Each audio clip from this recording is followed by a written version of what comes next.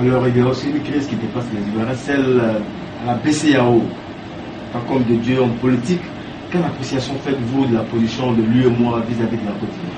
Vous savez, l'Afrique entière a décidé de perturber la Côte d'Ivoire. Parce que l'Afrique est aveugle. Quand vous avez un pilier comme la Côte d'Ivoire, si vous êtes ignorant et naïf, que vous laissez les gens déstabiliser la Côte d'Ivoire, c'est tout le système économique de l'Afrique occidentale qui va être perturbé. Mais ils ne comprennent pas. Et donc, depuis, moi je refuse de parler de crise post-électorale. C'est depuis la crise de 2002. Les gens nous ont retiré la balle, injustement. Les gens, par la suite, si vous avez regardé, alors que nous avons droit au poste de gouverneur à vie, ils ont fait des querelles inutiles pour obtenir une rotation chaque 7 ans. Pourtant, la position que nous occupons, point de vue pourcentage et participation, point de vue puissance économique dans l'UEMOA, eux, ils ne nous ont pas battus. Comment se fait-il qu'ils veulent nous prendre cette place? À l'époque, je n'étais pas d'accord que le président de la République, Gbagbo, ait cédé. Ça, c'est un problème interne qu'on réglera en son temps. Mais regardez comment ils avancent. Donc finalement, ils veulent une chose et son contraire. Ils veulent nos biens, ils veulent notre champ de marché, mais ils ne veulent pas de nous. Et ça, ils pensent que c'est contre nous, mais en fait, c'est contre eux qu'ils agissent. Et donc, moi, cette crise-là, je la trouve ridicule. Eux-mêmes, leurs propres lois, les ont violées en contraignant notre gouverneur à la démission. Parce que le Burkina Faso a toujours voulu avoir le poste de gouverneur. Ils ne veulent pas se contenter de leur poste de vice-gouverneur. À preuve, ils ont tout de suite sauté dans le plat pour assurer l'intérim. Voilà, et c'est eux qui pilotent tout ça. C'est une machination. Mais c'est normal. Sans ce type de combat, vous ne pourrez jamais acquérir votre liberté. Parce que comme j'ai dit, l'indépendance, ça ne se donne pas. Qu'elle soit politique ou économique, ça s'arrache. La Côte d'Ivoire est en train d'apprendre à lutter. Parce qu'il faut apprendre à lutter. Depuis Oufoué, le pays n'est pas gouverné en tant que tel. Mais maintenant, la Côte d'Ivoire est en train d'apprendre à lutter. Forcer la Côte d'Ivoire va gagner. Quand la Côte d'Ivoire va gagner, tout ça va se stabiliser.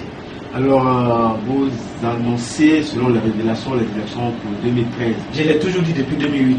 Est-ce à dire que le panel qui arrive ne pourra pas résoudre cette question, le panel des chefs d'État? Qu'ils m'excusent pour tout le respect que moi qui suis leur futur collègue, je vais leur dire, mais c'est des comédiens. Ou bien, ils vont changer d'avis. Dans ces cas, ils ne sont pas honnêtes. Ou bien, ils ne changeront pas d'avis, ils ne sont pas honnêtes. Parce que moi, j'ai lu leur préambule. Ils soutiennent la CEDEAO dans ce qu'il a dit. Ils soutiennent l'UE dans ce qu'ils ont dit. Ça veut dire qu'ils arrivent en reconnaissant que Alassane Dramane Ouattara est le président. Donc, ils viennent faire quoi? C'est comme si nous, c'est Alassane qui est président, on va forcément aller trouver les raisons pour confirmer que Alassane est président. Après quoi, cette décision doit être imposée aux autres. Mais je crois que quand les autres de l'autre côté ont vu dedans, ils ont dit bon, si ce n'est pas conforme à la Constitution, nous on ne veut pas. Ça veut dire que ça n'apportera rien. Parce que d'abord, regardez, moi là où j'ai honte, c'est pour la partie de la Côte d'Ivoire qui soutient Alassane dans ce combat. Honnêtement, j'ai honte. Parce que quel que soit ce que nous voulons dire, que les résultats soient proclamés hors de la CEI et dans un hôtel, les résultats de la CEI en tant qu'institution administrative sont provisoires. Et ce qui est provisoire est appelé à changer. Ils n'ont pas qualité de juge, la CEI. Le juge des élections en Côte d'Ivoire, c'est le Conseil constitutionnel. De ce point de vue, ils ont validé les candidatures. Il y avait 20 candidatures. Ils en ont homologué 14. On a accepté de partir sans dire que Yaoundé est l'ami de Gbagbo. Le premier tour, la CEI a donné les résultats provisoires que le Conseil constitutionnel a validé. Choy a certifié. Pourquoi au deuxième tour, dès que la CEI donne les résultats, le rebelle Soro Guillaume appelle-t-il Choy à certifier? Pourquoi il veut court-circuiter le Conseil constitutionnel? Pourquoi? N'a qu'à laisser le processus aller jusqu'au bout. Mais ce que je voudrais que les Ivoiriens retiennent, qu'il est proclamé en France, ou sous la mer, ou même au ciel, les résultats de la CEI sont dits provisoires. Ça ne peut pas faire de quelqu'un un président de république, et d'aucune république. c'est le Conseil constitutionnel qui a le droit. Mais maintenant, j'ai dit, la faiblesse d'une institution est la faiblesse des hommes. Car les hommes sont faibles en toutes choses. Ça, nous reconnaissons. La faiblesse de la loi, le manque de rigueur dans la loi réside dans la faiblesse des hommes et du manque de rigueur des hommes. On peut ne pas apprécier une décision juridique. Si la loi nous donne de faire appel, on fait appel. Si la loi ne nous donne pas de faire appel, on subit. Parce que c'est notre loi. Moi, voici comment j'ai dit. Mais maintenant, si nous ne sommes pas tout à fait d'accord, allons modifier nos lois. Peut-être qu'après, on va modifier la Constitution pour dire, bon, il ne faut plus le président de la République va nommer le président du Conseil constitutionnel. Peut-être qu'on va le voter. Mais je veux dire, quelle que soit la loi que nous allons mettre en place, ce que le président du Conseil constitutionnel a dit, ce n'est pas qu'il soit ami de ceci ou cela, parce qu'il faut bien qu'il soit enfant de quelqu'un, il faut bien qu'il soit ami de quelqu'un, mais il est le président du Conseil constitutionnel, en sa qualité de juge. Il a donné un arrêt, cet arrêt-là a autorité. Point, trait. Ok. Alors, quel commentaire faites-vous de la position de Guillaume Soro aujourd'hui dans cette crise? Comment voulez-vous qu'un rebelle change? Moi, je suis serviteur de Dieu. Et un rebelle ne peut pas changer parce qu'il n'a pas été repentant. Quand vous regardez Soro Guillaume, son discours a-t-il changé depuis qu'il a la fesse? Est-ce que son discours a-t-il changé depuis le 22 septembre, je crois, un certain 19 septembre plutôt 2002? Son discours a-t-il changé? C'est un discours guerrier, il veut le pouvoir par la force, il n'a pas envie de reculer. Il n'y a que Dieu qui le fera reculer. C'est un rebelle ne change pas. Mais tu sais ce qui me fait mal? C'est que moi je suis en train de trouver qu'en Côte d'Ivoire, les gens sont en train d'appeler le mal bien. Et puis ils sont en train d'appeler le bien mal. C'est quel engouement ils ont trouvé aujourd'hui de venir soutenir ce Guillaume? Ils ont oublié les femmes violées, ils ont oublié le sang versé. Ont-ils oublié que c'est un criminel? Ont-ils oublié que son parrain c'est Alassane? Au commencement de cette guerre, ça a été dit. Moi, ce que je vois à l'hôtel du Golfe, ce n'est que le prolongement logique de ce qui se fait à Bouaké.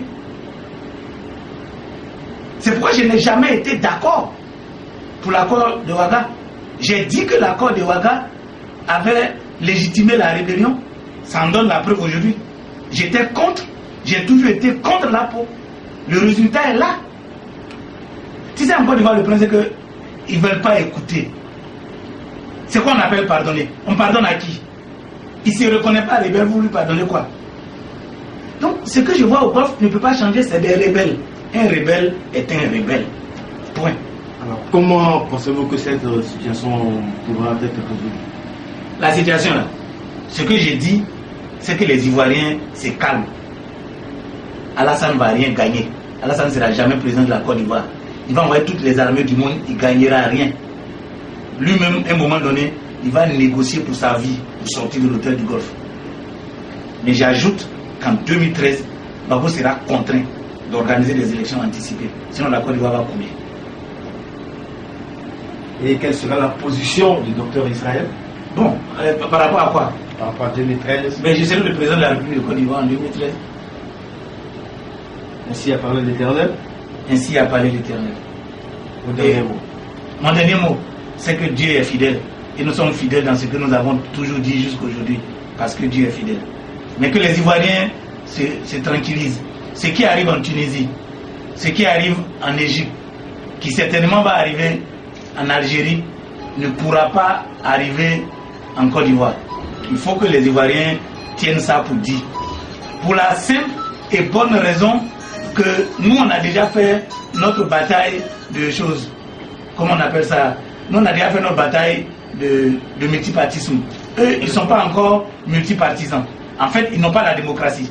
Ils sont en train de faire leur bataille de démocratie. Donc, cette bataille de démocratie ne nous concerne pas. Il ne faut pas que les gens s'inquiètent, ça ne peut pas arriver ici. Ça ne peut même pas arriver ici. Voilà. Il ne faut pas que les gens s'inquiètent, que les Ivoiriens aillent au travail en paix, qu'ils continuent de travailler. C'est une crise, c'est pourquoi ça s'appelle crise. Toute crise a une solution, la solution viendra, qu'ils se fortifient et qu'ils croient dans le Seigneur. Maintenant, mon dernier mot. La Bible dit, heureuse la nation dont l'Éternel est Dieu. Et lorsque nous regardons dans notre constitution, nous disons salut, ô terre d'espérance, pays de l'hospitalité. Les Ivoiriens ont dit, si dans la paix, nous ramenons la liberté, c'est un devoir pour nous d'être un modèle de l'espérance promise à l'humanité. Il n'y a que Dieu qui peut promettre à l'humanité. que les Ivoiriens reviennent au Seigneur. Et en revenant au Seigneur, le Seigneur nous fera gagner. La victoire appartient à l'Éternel. Que son Saint-Nom soit béni.